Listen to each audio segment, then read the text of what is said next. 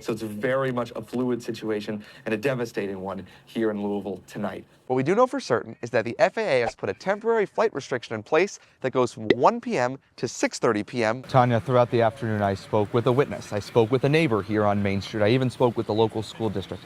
The feeling is pain and devastation. Now, two state lawmakers, Representatives Tristan Rader and Gene Schmidt, are trying to get the mythical animal some state recognition. If you're used to going 45 on this part of State Route 48, well, pump the brakes.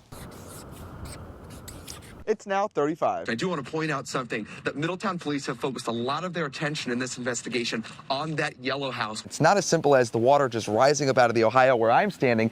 It actually starts in the areas where there's lower elevation a few blocks away. Residents here on McKee showed me security cam footage, which showed a driver pull over on the other side of the street, get out, approach the boy, and fire multiple shots, leaving the boy crying in pain here on the sidewalk. Take a look at this. The door's open, wires are hanging out, and residents here in Lebanon first pointed us towards this problem back at our Let's Talk event earlier this month. These are just some of the pictures I was sent. Residents here in Garfield Park tell me they're not happy about it. Looks pretty run down. Looks like a hazard to me. So what are they? Lebanon Deputy City Manager Brian Laser says that's a telecommunications box. The state's Public Utilities Commission explained what that means. Telephone equipment, network equipment, phone lines, things like that. Now Laser says these aren't the city's problems. It's up to whatever utility installed them. I know at least one neighbor has tried to get answers. My neighbor said he had actually called about the boxes. That was like probably 6 months to a year ago, and no one ever came out, responded, or anything. So Do you know who he called? I am not 100% sure. I started by reading the stickers on the box, and it reads United Telephone of Ohio.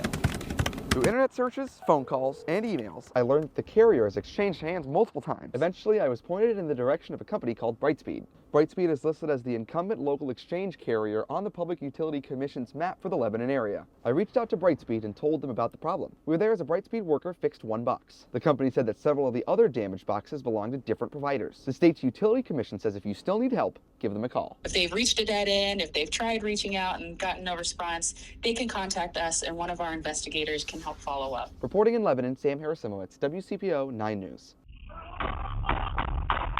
A security camera captured the chaos in the East End Sunday morning.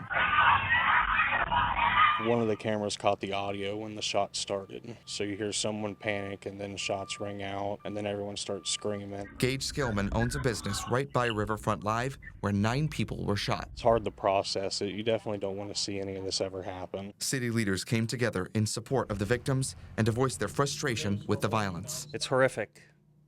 It's unconscionable. What I've said time and time again, if you have a gun, your top priority needs to be responsible ownership. Cincinnati Interim Police Chief Adam Henney said 500 to 600 people were at Riverfront Live when the shooting happened. Of the 9 people injured, the chief said they're all stable. We are going to bring whatever resources we can in, whatever we need to do to find out who or persons were responsible for this incident. Sunday afternoon, the venue put out a statement saying they're devastated by the violence and thanking the first responders who jumped into action.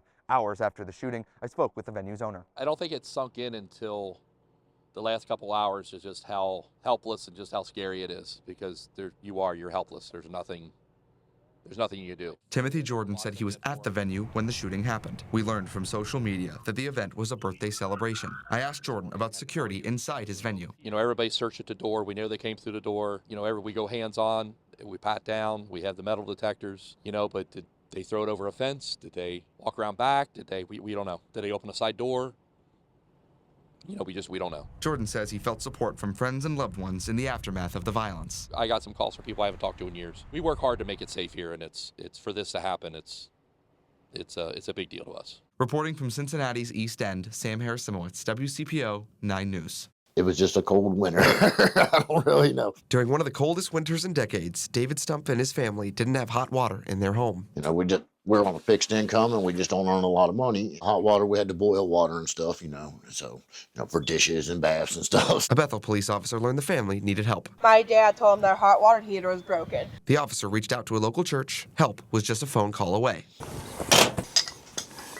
Something like this simple switch is usually about 2 hours. John Hopper answered the call, the founder of the local nonprofit 3 Nails Management Services, which takes applications or referrals to help people in need. I first met Hopper after he helped out a woman with damaged water lines in December. Since our story aired, Hopper said interest in his nonprofit surged. So we definitely had influx and people reaching out, just one wanting to know kind of what we do. Another influx that we seen was contractors who wanted to work with us. On Wednesday, his focus was on getting the Stump family hot water again. Is this the last part?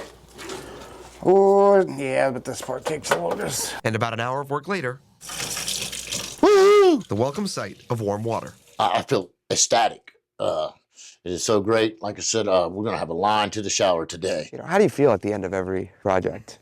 It's exactly what I want to do. This is what I want to do every day of my life, is just try to help people who are struggling. Hopper's organization is trying to be a solution for others, but they need help and support themselves. Some of them are whole roofs need replaced, or whole areas of flooring need replaced. So those are a lot bigger projects than what this took.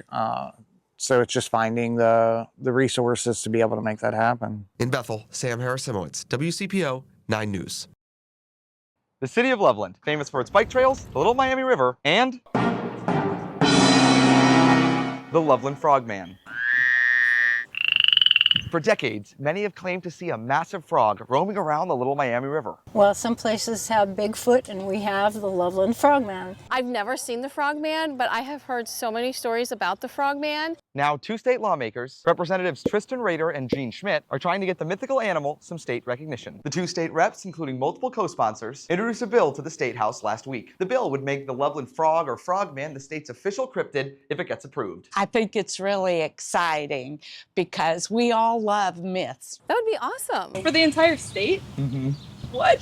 That's pretty crazy. So, what's a cryptid? The Merriam-Webster dictionary describes it as an animal that has been claimed to exist, but never proven to exist. Sort of like the Loch Ness Monster or Sasquatch. My brother is a retired police officer, and he used to get calls all the time about people seeing the Frogman. I'm not even joking. I didn't see anything, but I saw the river. The Loveland Frogman is a local staple, from t-shirts, a festival, and even a movie.